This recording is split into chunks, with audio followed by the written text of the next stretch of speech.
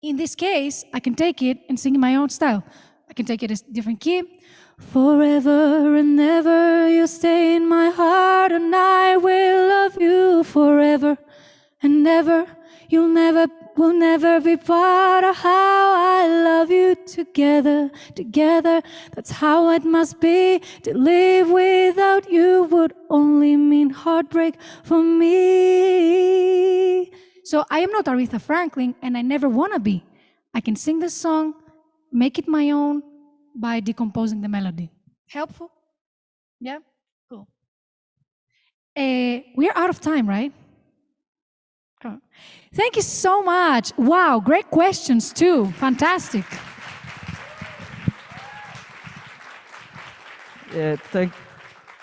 Thank you very much to everyone. Thank you very much to the Global Initiative teams that are online now, Gabriel, Jason, Amanda, and thank you very much, Erini. It's been a pleasure to have you here. Thank you. Thank you so much. Thank you, Daniel.